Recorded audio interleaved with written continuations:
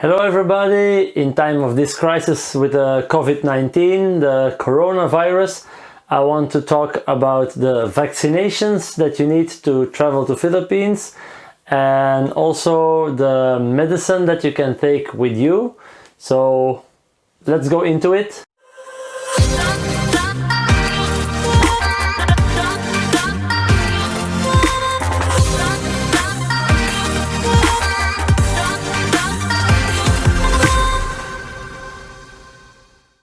Hello everybody! Welcome to my channel. Magandang araw sa iyong lahat. Welcome po sa aking channel. In this video, I want to talk about vaccinations to go to Philippines and also which medicine that you can take already with you. Now, in time of the coronavirus, the COVID-19 virus, maybe it's not a bad idea to think more about the viruses and the bacteria that you can get when you're traveling to Philippines. If you're new to this channel, please don't forget to subscribe, to click the red button down the video and also click the notification bell to keep updates about this channel. Maybe people can hear that my voice is still not 100%, but I was sick this week. I had a really heavy cold.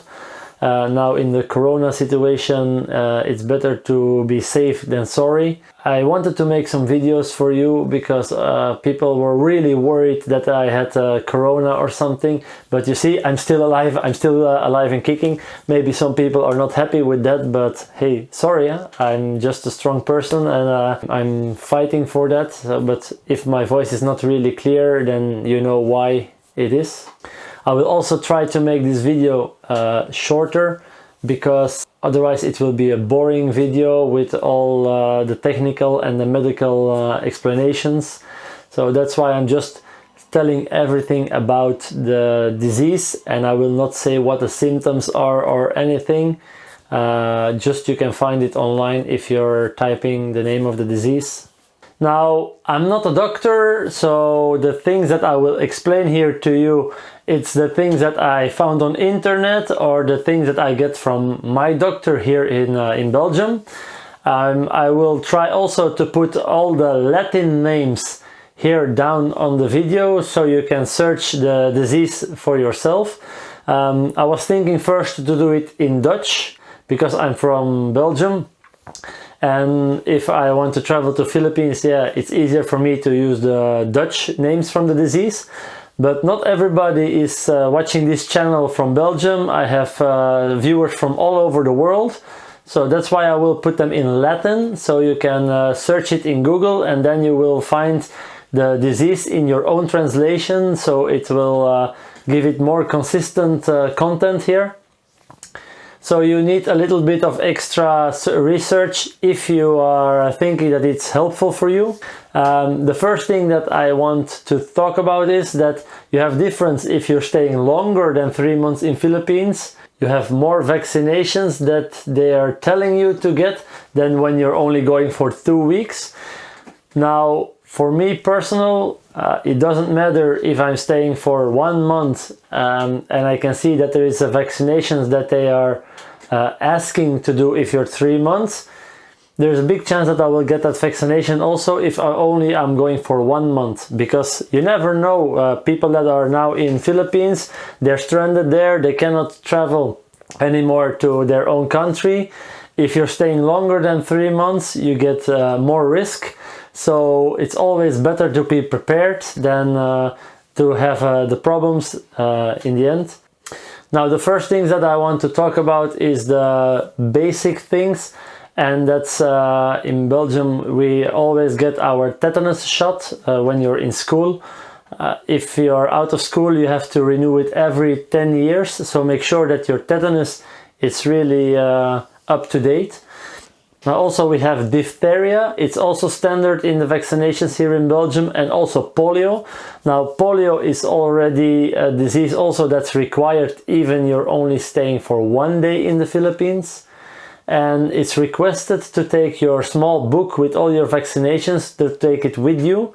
You never know if you have a problem there, you can show it to the doctors in the hospital. And sometimes they can even ask when you're leaving the country to show that book with vaccinations, because some vaccinations are necessary if you're staying longer in the Philippines. So that are already 3 shots that you can get here in Belgium. Normally it's standard for our Belgians to have those already, but check it. If you don't have it, you always have time to make them okay. Now also, if you didn't have the Maysles yet, in Philippines it's still common to have the Maysles. Here in Belgium normally you have a vaccination also for that. If it's okay, please check it, because especially if you're older and you get it, it can be more dangerous than when you're a child. Another one that you can have is hepatitis. You have different kind of hepatitis. You have the A, the B and the C. Now for the C there is no vaccination, nothing that they can do about it, but you can have the vaccination for the A and the B. Now the A, you need it if you're less than 3 months. The B, you need it when you're staying longer than 3 months. Now the advice that I can give you is you can have it in 1 shot, the A and the B, and it's only a few euro extra than only having the vaccination for the A. So the recommendation that I'm doing is immediately get the vaccination for A and B. Now you have to start that a little bit earlier, because for the hepatitis you have 2 shots that you need at least, but normally it's 3 shots. Now 1 and 2 is like to make sure that you cannot get it. If you're taking the 3rd shot, it means that you're lifetime protected for the hepatitis. So better that you take the 3 shots, but you cannot have the 3 shots in 1 week. So it needs some time between the shots. So better that you're starting a little bit earlier about that. Now another one is the Abdominal Typhus. Now that is also a disease. They also recommend it if you're staying longer than 2 weeks. On other websites you can see it's longer than 3 months, but the websites that I got and also my doctor, he said longer than 2 weeks. We advise to have that. That's also 1 shot, and you need to have it at least 2 weeks before you're leaving for the Philippines. So that's also a shot that you have to think about in advance. Now if you're longer than 3 months in the Philippines, you also can get a shot for rabies. That's also an important one, especially if you're on the provinces and you're a lot in contact with dogs. Rabies is still a disease that's really existing a lot in the Philippines. And then also you have, I don't really know the correct word, but yeah, I will put here the Latin name, but it's the yellow fever. You have to have it if you're, I think it was 7 days before you go to Philippines. If you went to a country where it is, for example China, then you also have to have a vaccination for that. Now that's are the vaccinations that you can get before you go into Philippines. Of course there are also diseases that don't have any vaccination and that are really common in Philippines. One of the things, for example, is dengue. Dengue is also a disease that's spread by the mosquito.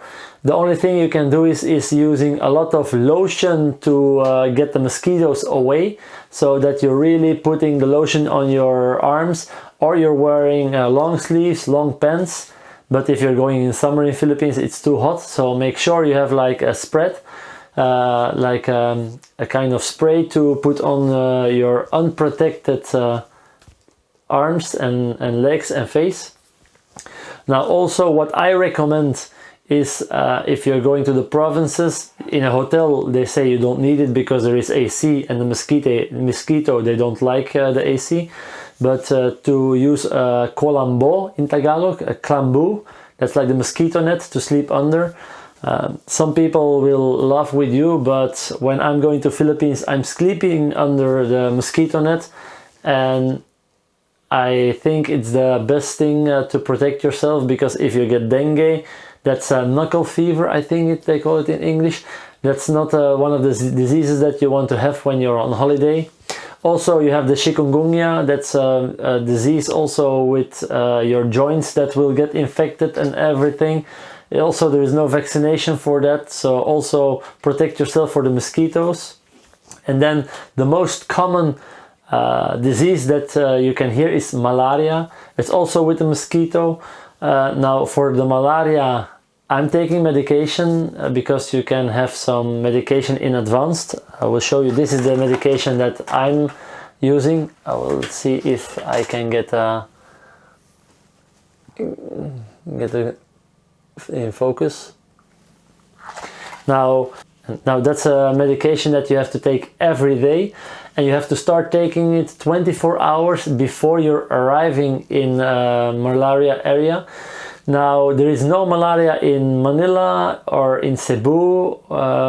They are really big cities, so they say there is no malaria there. But once you're going outside, there's always a possibility if you're going to the provinces.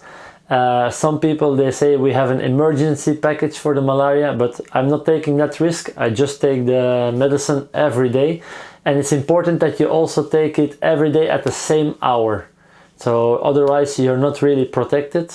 Now the mosquitoes, they especially are there in the evening and in the night. That's why I recommend to use the klambu, the mosquito net, to sleep under. But also make sure that you don't have any water near to you, because the mosquitoes are using the water to spread their eggs. So they will always come to water. Maybe if you already were in Philippines, you will see that the people there, they throw the water away in the evening, and they even put the bucket upside down so the mosquitoes cannot go in.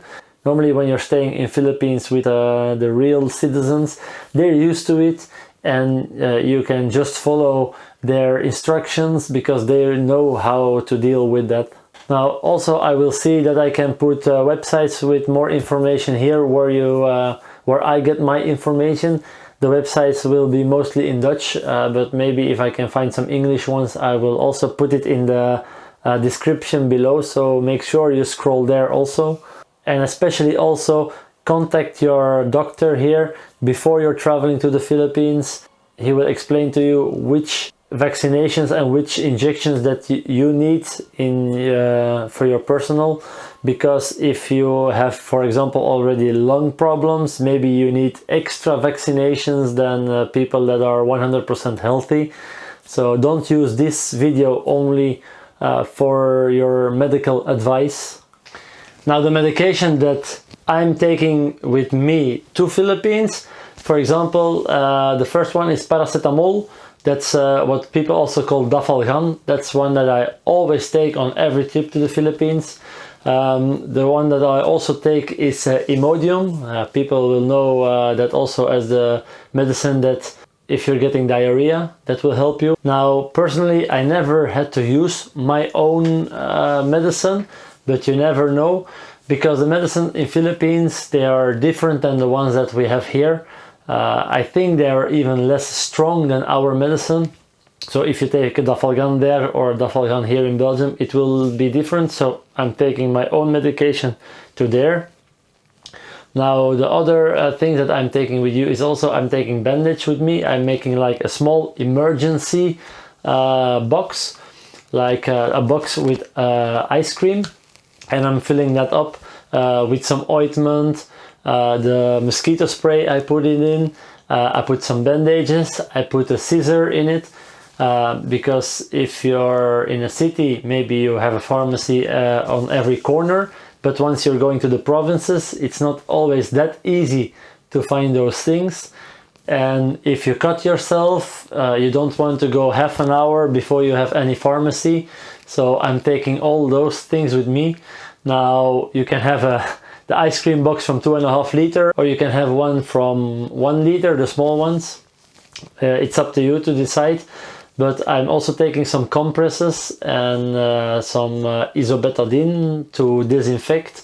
If you have a big cut, you can always clean your own wound, and then you're more safe, because even the hospitals there, it's not the same as we know it in our countries. So better to be safe than sorry. So this is it for now. Thank you for watching. Stay safe in this corona situation. If you didn't subscribe yet, click the button here on top, because then you get updates when the new videos are online. Thank you for watching. See you in the next one. Paalam!